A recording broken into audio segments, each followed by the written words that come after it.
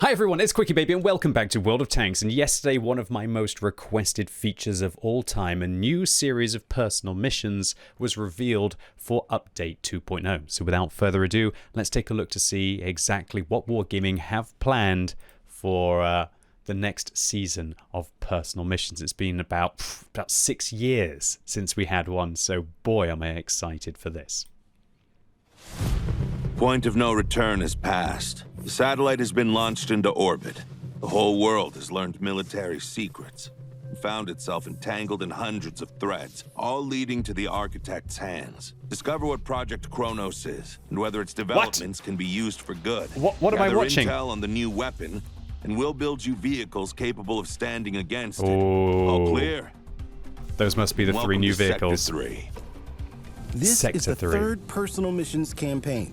Bring it on. That means new rewards and the rarest Tier 11 tank of all. A new challenge to... Which is called the BlackRock. Spoilers. So you're going to have the opportunity to be able to grind yourself 15 Tier 11s from Tech Tree vehicles, and you're going to be able to get yourself one, the BlackRock, from the personal missions, although it's going to be tough. Test your skills, and a new reason to ask yourself, am I capable of this? Of course you all are. There's only one you're way to all QuickyBaby viewers. You're all sitting there with your like 66% natural win ratio, right? And your 5k DPGs for sure, 100%. Sector 3 is a path to recognition and well-earned rewards. Oh, so much information to be able to bring in. Oh my word, there are daily missions, there are weekly missions. We can see the 3 vehicles at the top, including the Windhund. Oh. It's a long road with many steps, okay. but each one is clear and Dravec, well within your reach. BlackRock. This will demand your full focus. Okay, I'm ready. Sector 3 is completed separately from the first 2 campaigns. Okay. The campaign consists of 3 operations. So just to clarify, there's no need to do the first and the second campaign, which leads towards the Object 260 and the 2790 before you start progressing towards the Windhund, the Dravec, and the BlackRock. Completed one after the other. The first features relatively simple missions.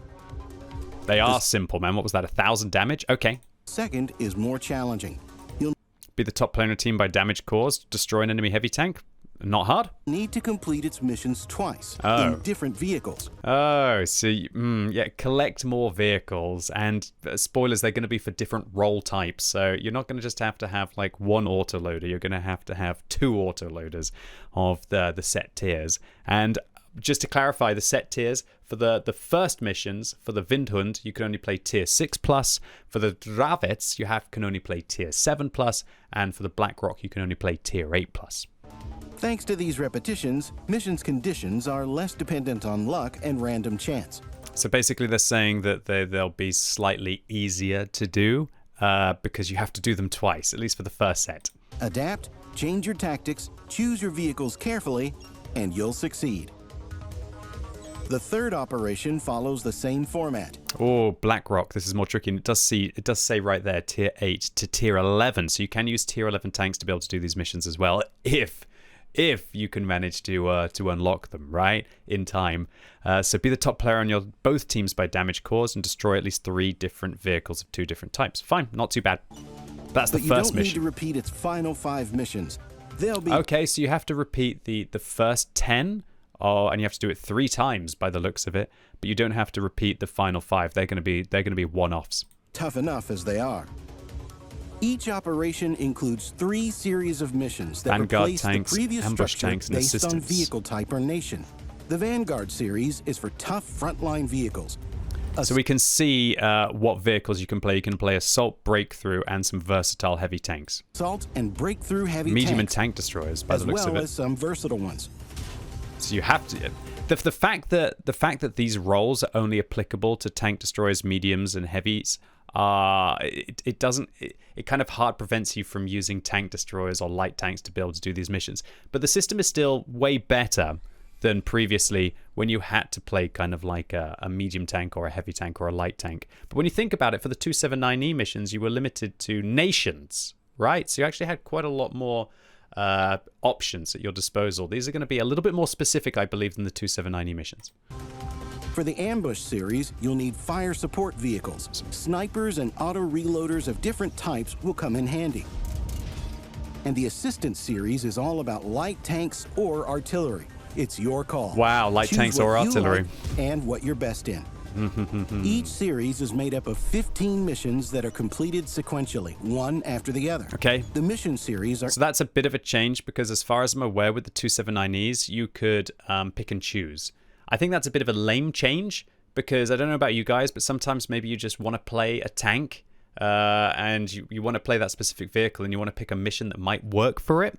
And some tanks are not so good for doing specific tasks inside the game. So I think I preferred it when you could pick and choose until 15, but I understand why Wargaming are doing it like this. independent of each other, so you can have up to 3 active missions at once. As long as there are Vanguard, and Ambush, and an Assistance. You can't have 3 different missions active for each of the different types. Many objectives can be achieved in multiple different ways. So if you're struck... Interesting. So you can either block 1,500 hit points while your vehicle is stationary. That's a bit of a lame requirement in my opinion. I have no idea why Wargaming would have something as arbitrary as that be stationary when I block. Why would I make myself a stationary target and then just hope that they really suck? But at least I can still do the 2,500 damage. Struggling to complete a mission, you'll be able to find another approach. Choose your own way to success. Cool. Each completed mission in a series earns you campaign points that fill the overall operation progression. This is your main source of points, but there's another one too. In the third campaign, you can use good old daily missions and new weekly ones. Like the mission series, they also earn you campaign points, just not as many. Wow. Completing a whole operation just by doing daily missions will take far too long. Well, they say it will take far too long. We'll have to take a look at how long exactly it will take. And spoilers, it looks like it's going to be kind of like a year or 2 of doing your weekly missions to be able to get it done. But many people still don't have the 260, let alone have the 279E. This basically completely removes that kind of like skill wall of certain players just weren't good enough to be able to unlock the 279E. Although, to be honest, I've seen people with 49% wins inside the game, which is not a bad number. That's still 50% of the player base have less than 49% wins who have the 279E. So I'd say if you really, really tried, about 1 in 2 players probably could get the 279E. But yeah, this system, the better players will get the vehicle first, but eventually people will be able to do the weekly missions to skip the really hard missions. We recommend completing as many series missions as you can, then using daily and weekly missions to get you over the finish line. Just to say about this, I think that there's very little content inside World of Tanks which is like prestigious, right, to be able to have. It was kind of like the 260 and the 279E for a solo player. And then outside of that, the only content that really there was that was prestigious to be able to have, I guess, was either the Onslaught tanks or alternatively the Clan Wars reward vehicles, right? Although with the Clan Wars reward vehicles, if you just join a clan and play for a couple of days and have 50,000 bonds, you get yourself each Clan Wars reward tank in maneuvers as you go along. It's expensive with 50,000 bonds, but it's definitely possible if you are a grinder. Look, obviously all of the casual players are going to love this because they're going to be able to get themselves the Black Rock eventually, but I do think that it's a bit of a shame that Wargaming are not having any of that kind of prestigious content now inside the game that was a real challenge to be able to get. And frankly, I think some of the most exciting parts of unlocking the 260 and the 279E were completing those final missions. They're hard, but they also felt so rewarding at the same time when you managed to get through them. But I understand that they did make them so difficult that some players would just be incapable of doing so. That's harsh. But when we think that 99% of all of the vehicles in the game you can get either through money or just by grinding rather than actually achieving outstanding things inside the game, I feel like it's a little bit of a shame that we're not going to have any more opportunity to get any truly prestigious tanks. These regular missions let you keep moving toward your goal, even when you're stuck on a tough series mission. Fill the operation progression and, part by part, assemble your ultimate weapon and earn rewards along the way, including credits, free XP, crew members, experimental equipment components, personal reserves, and much more. Bonds, and the there are also mentor commemorative training. Sector 3 themed rewards. including ultra-rare 3D customization elements. Okay. There's also a way to stand out among the very best. How? By completing all 45 operation missions, you'll receive not only standard rewards. Have you noticed how they don't have missions with honors anymore? Previously, for the 260 and the 279E, there was like honors with honors that you could be able to complete the missions. That was actually incredibly tricky. I've managed to do all of the 260 missions with honors, but I've never actually done some of the 279E missions with honors. So yeah, never been able to achieve that. But if you can do all of the missions, you're going to get yourself what? Rewards. But let me clarify, it's without honors now. There's only one way to be able to do the... Well, there's a couple ways to do the missions, not the ultra hard ones. But there's no with honors now. There's just one way to... there's one goal of each mission. But also a unique badge and an exclusive style design. I mean, this is nothing new. The styles were camos previously, and you got them when you unlocked the vehicle. The badge, that's nothing new. We had badges for the previous.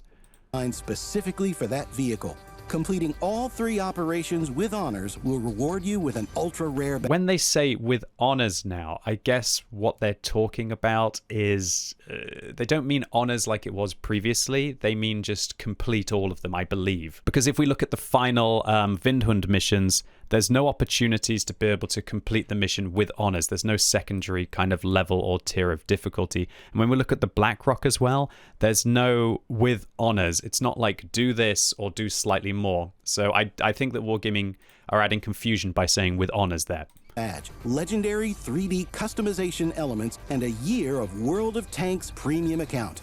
That's huge. That's huge.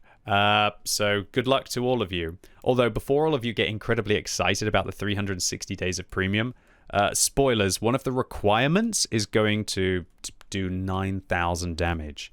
Now, the thing is that I asked my Twitch audience, how many of you out there have ever done 9,000 damage in a random game? Yes or no? And I'd say about 80% of players were saying that they've never done 9,000 damage or more in World of Tanks. Now, obviously, the entry point will kind of change for that a little bit when there's tier 11. There'll be more hit points. The tanks will be more powerful.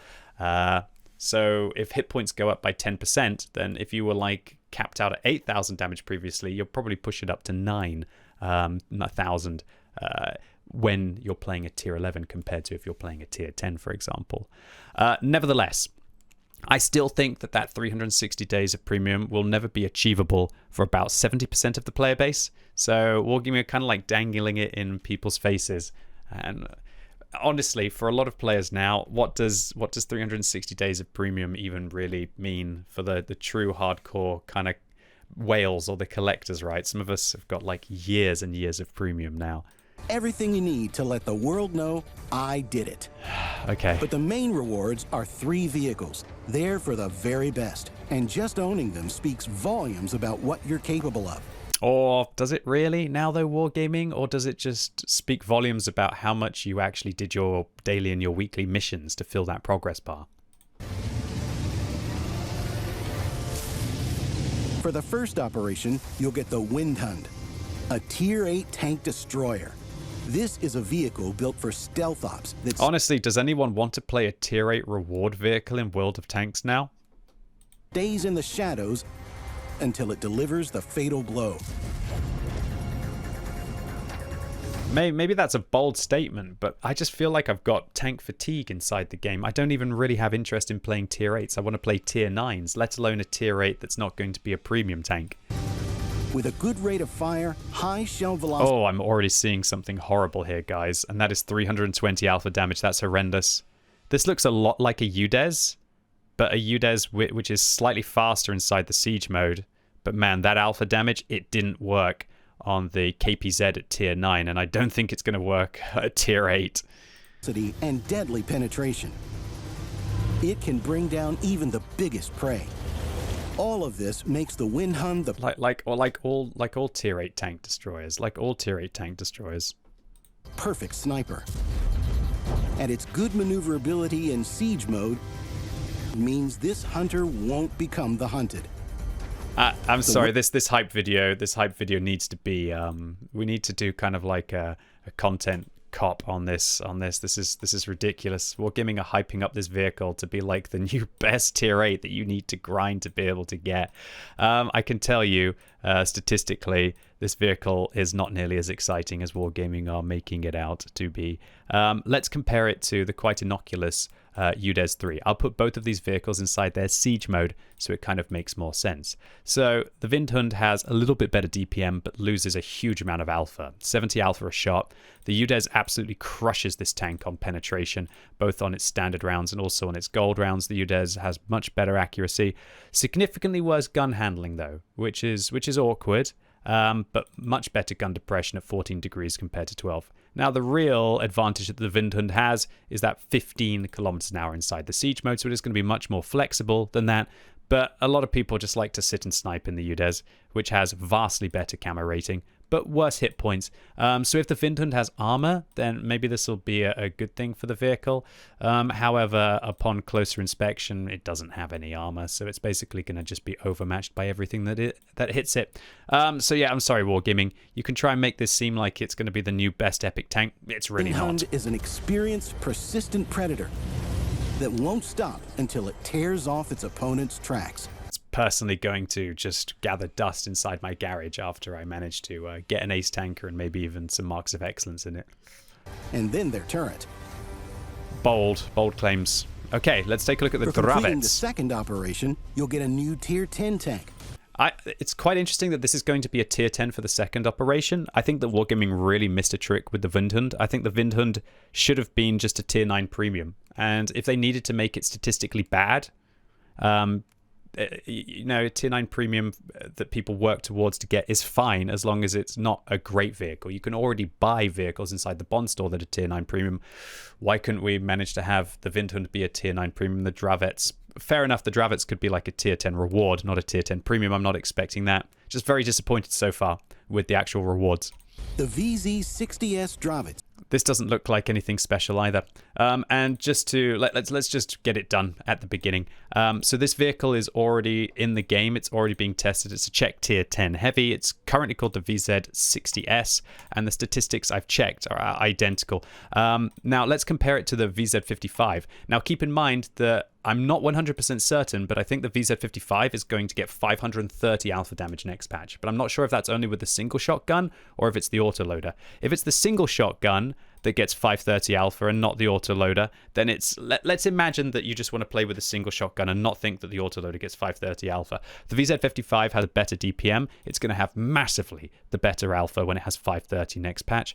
Penetration wise, the gold on this is 315, which is, I think that the penetration on the VZ55 is getting buffed with its gold rounds as well.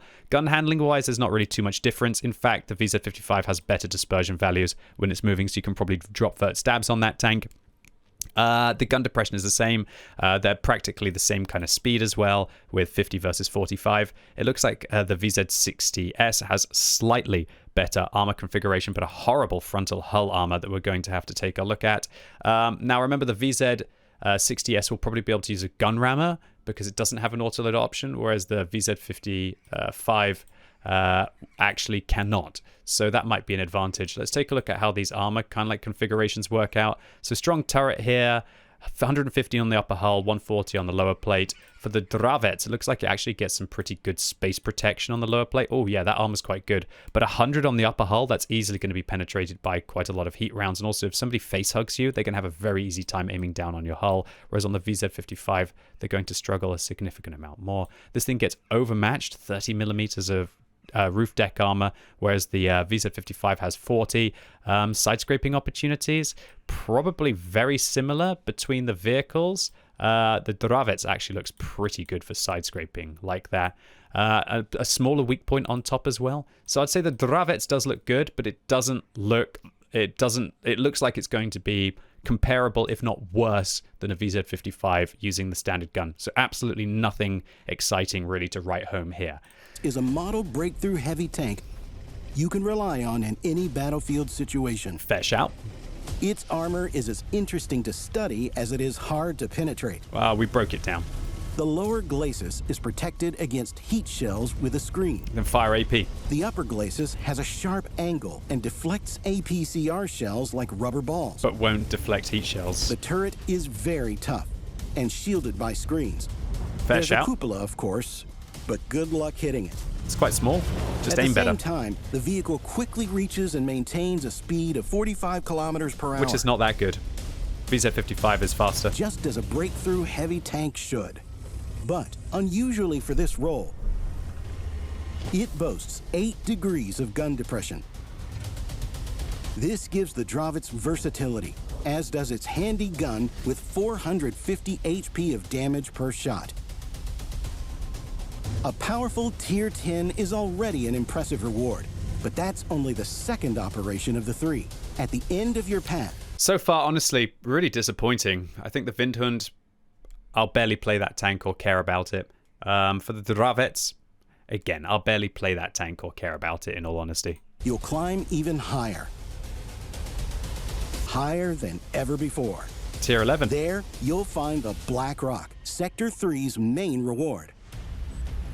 The rarest, most coveted vehicle Looks like in a Griffin. all of World of Tanks 2.0. This is a next Is this for all the people who spent $1 million free experience on the Griffin that now Wargaming are just like, hey dude, take a look, you can get a BlackRock now. generation heavy tank to take on any challenge. Oh, let's take a look at the statistics. This is a new reveal. So 430 alpha, interesting. Bad HE pen. This is very interesting because we finally get penetration stats for tier 11 tanks. 283, that's very high. And 335, if that's APCR and not heat, that's actually very brutal. So they have actually increased the penetration kind of ceiling in World of Tanks. 3,175 damage per minute? That's outrageous. That would be one of the highest DPM heavies in the game. 8 degrees of gun depression, 2,450 hit points is fairly standard for a tier 10. Looks like it's got good hull armor as well, 172, 330 on the turret, and yeah, decent top speed. Interestingly, it says the DPM is including an extra shell. Maneuverable, meaning it's always on time to make a decisive contribution. Okay. And its armor is typically American in the best possible way. Looks a lot like an E5 within that regard. Not sure how big the weak point will be. It also boasts a handy gun with a mechanic that's as useful as it is interesting. That fired 2 shots? The BlackRock's gun is like an assault rifle. It switches between single shots and bursts. Most of the time, it fires 1 shot at a time, but land 2 penetrating hits, not necessarily in a row, and the next shot will become a 2-shell burst. And it won't even... Wow. Okay, that is crazy. So if you penetrate 2 shells in a row, then you get a 2-round burst. That is bonkers, but my brain is already thinking about what happens if I want to fire HE. I guess if I fire HE, then I'm not going to penetrate unless I'm penetrating HE shells. If I get to penetrate 2 HE shells, do I get to fire a burst of 2 HE shells afterwards? What happens if I run out of shells and I can't get that kind of like burst shell? Does that mean that I'll only fire a single in that situation? Does that second shell actually have ammo cost? Because if it has ammo cost, that's going to be very expensive. If I'm firing gold, for example, and I don't actually need that second shell because the first one high rolls, for example. Yeah, a lot of questions. I mean, that's a crazy mechanic. It basically rewards skilled play. Let's be honest. So a good player who plays the BlackRock well will know how to focus on maybe shooting different targets. Maybe what you'll do is put 2 shells in, trade 1 for 1, and then you'll have that kind of like, 860 double tap as you come around the corner and really punish someone. Or alternatively, what you might end up doing is you could fire 2 shells into tanks that are very high health, and then come around the corner and dump into something that's got about 700 health with that double tap to be able to finish them off. Your target selection and your opportunities in this vehicle could be quite annoying and quite awkward if you can't predict what your allies are going to do or if they're going to miss, for example. But yeah, it'll be pretty wild. Also, there is a tiny opportunity for you to be able to deliver those shells against different targets. However, to be able to do that, you'll have to be quite a skilled player.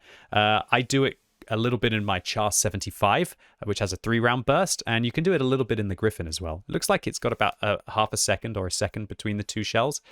So the best tactic for that is if you actually auto-aim at one target, and then you're aiming at the other target with the manual aim, and then what you do is you click your mouse button, it fires the first shell into the target. Obviously, you can only do that if you can auto-aim pen, if you've got the side or if they're lightly armored. And then if you right-click and release the auto-aim, the gun will switch to your manual aim and then fire the second shell into that target. So it's an opportunity. But again, high-end mechanics, high-end things for people to master. And so this vehicle actually looks like it's the first one that's going to be truly exciting to get. Effective reload time. It's simple and it's effective. I don't think it's simple. The Black Rock is a vehicle for the best of the best, and it or people who are going to just grind for their daily missions or their weekly missions after they've done all of the easy missions for the Black Rock. Eventually, everyone will get this vehicle, and when everyone has a tank, is it special? It's not really for the best of the best. It's just for people who have played a lot of World of Tanks. lives up to that title. With top-tier characteristics, versatility, and a unique mechanic, this isn't a vehicle you earn, then leave to gather dust in your garage. Unlike the first two. No, the Black Rock is made to rule the battlefield. These are the rarest and most coveted vehicles of the new era. They might be rare for now, but they won't be rare for long because of the daily and the weekly missions. Really. Complete all missions, uncover the secrets of Project Kronos, and become the rightful owner of these weapons. Good luck in... Okay, so firstly, round of applause for Wargaming for doing another set of personal missions. Amazing. I've been saying for years, Wargaming, why not just do one set of loot boxes? Take the 3 new vehicles that you usually put in them and then just put them behind a load of missions. So fabulous. I do think that Wargaming will probably do Sector 4 maybe next year or the year after. Who knows? Maybe they'll do this every couple of years, I expect, for a personal battle missions expansion. Yeah, I'm really happy about it. Obviously, as a player I'm okay at World of Tanks. I can play World of Tanks quite well. I've managed to get the 2790 on my main account and my free-to-play account. I have to admit, I'm a little bit disappointed that the new Black Rock is going to be grindable for everyone, but that's just me sitting on my high horse trying to gatekeep it to prevent everyone from enjoying all of the content. I'll fully admit that. I still can't help but feel that way, and I'm sure that a lot of players will feel that way as well. However, great opportunity for everyone, irrelevant of how good you are, to be able to get a very exciting tank. Although I do think with the mechanic, that mechanic is not going to be very beneficial for every player. It's probably going to be more beneficial for the players who are a little bit sweaty at the game. Okay, so that was everything that you need to know about the personal missions. However, one thing that I can demystify a little bit is roughly, I found a few interesting bits of information. Firstly, how many progress points do you get for doing daily and weeklies? Dailies are worth 15 points. Weeklies are worth 240 points for completing all of them by the looks of it. And it seems like there's a little slider bar here that you can go along, and the progress points go 350, 750, 1050, and this says 1550. So it doesn't scale linearly. I think from the size of the progress bar, and I can only be guessing here, I think there are 10 different things that you have to build to be able to get the Black Rock.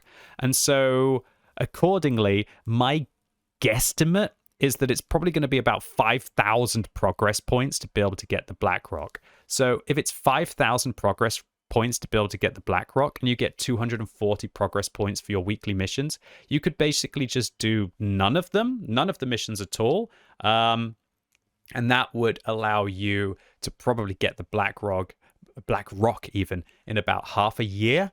But remember, you'll have to unlock the Windhund and you'll have to unlock the Dravec before you can start unlocking the Black Rock. So if the progress is the same, let's say you don't want to do any of the missions at all, if you do weekly missions for 1.5 years, in theory, you should get the Black Rock.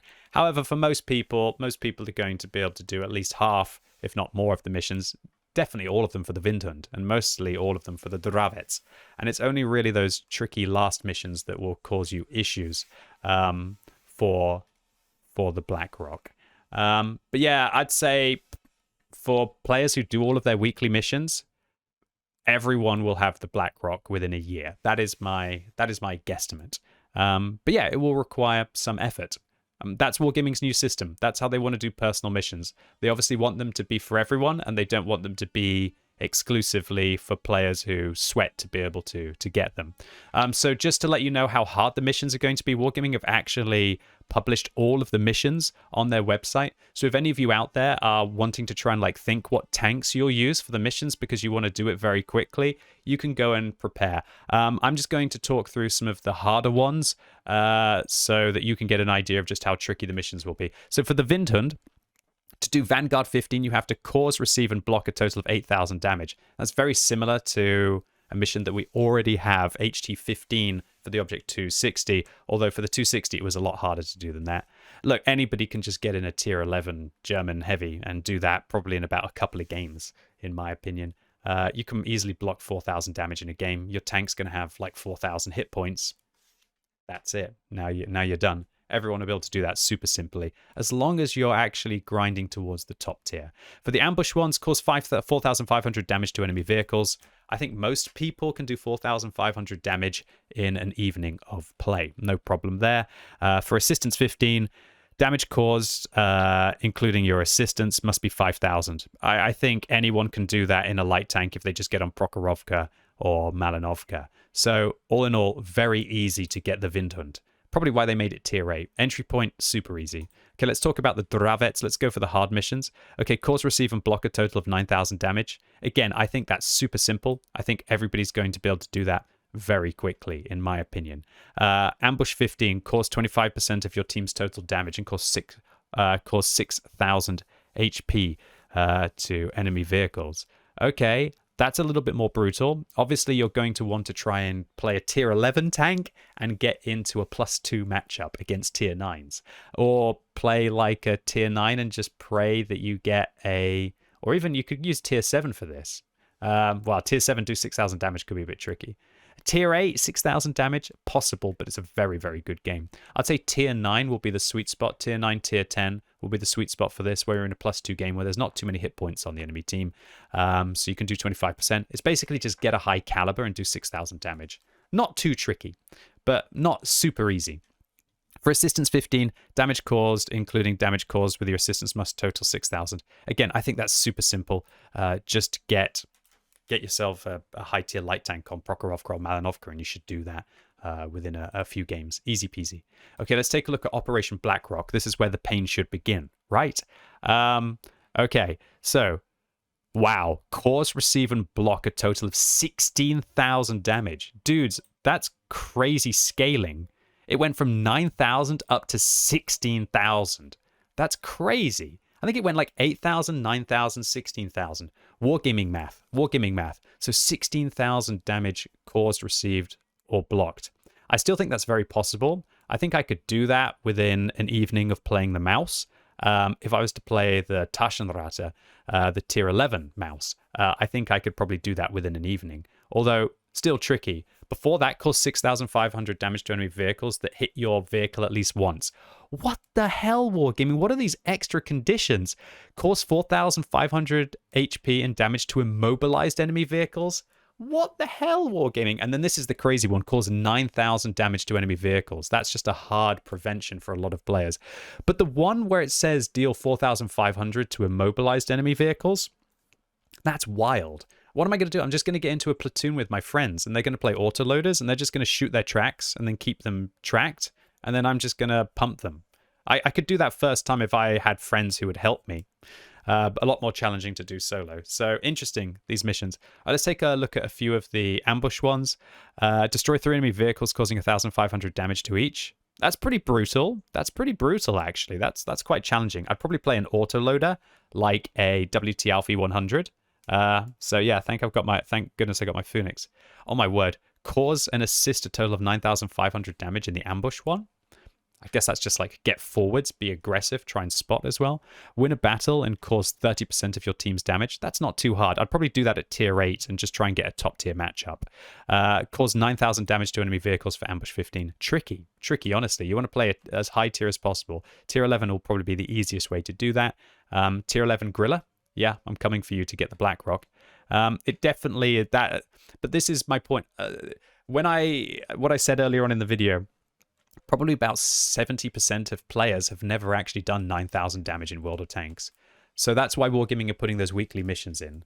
But it's just, again, a little bit of a shame that there's not that goal to kind of strive towards. And the Wargaming are just putting that fail-safe in where you can just go and grind a weekly mission to get a tricky one done. For assistance 15, you can either damage and assist 9,000. Again, I think that's just get on Prokhorovka or Malinovka and have a good game. Or assist in causing 5,500 damage by stunning or immobilizing. Okay, so you could play Arty legitimately to be able to do that. Although I have to admit, 5,500 stunning is quite a rare game. But yeah, definite possibility. Okay, so those missions, they look tricky, but they don't look impossible. That's for sure. They definitely don't look impossible. I think for even average players could probably still be able to do them. But it's going to be hard. But you know what? If it's too hard, you can just do your weekly missions to be able to skip through them. So all in all, I'm like 80% positive about the personal missions. I think the system looks fair. I think the rewards look pretty good. The BlackRock especially. I'm just a little bit annoyed that there won't be any, should we say, of that real prestige content inside World of Tanks by the looks of it. But the benefit is that everybody gets to play, everybody gets to get the vehicles. And that also means that the statistics on the BlackRock in a long time will be very much less sweaty. It'll be incredibly sweaty at the beginning, but in a couple of years, all the casuals will have the BlackRock as well. So it'll be very easy to get marks of excellence on, for example, or ace tankers, or play it without having to worry about your WN8. Anyway, ladies and gents, boys and girls, that was everything we need to know about Personal Missions 3.0. Really hope this video was useful in breaking it down and giving you realistic ideas about whether you're going to be able to achieve this, and possibly even start to sow some seeds in your mind about what vehicles you might be wanting to think to be able to get those missions done. If the video was, then give it a thumbs up. If you hated it, give it a thumbs down. And let me know in the comments down below what you think about Personal Missions 3.0. Do you think it's fantastic that the weekly missions are going to allow you to progress when things get too hard? Or do you all think that that's a little bit lame and there needs to be that kind of just one tank like that's released every 3 or 4 years that's a real challenge and prestigious to be able to get? And as always, thank you so much for watching. You've been epic, and hopefully I'll see you soon.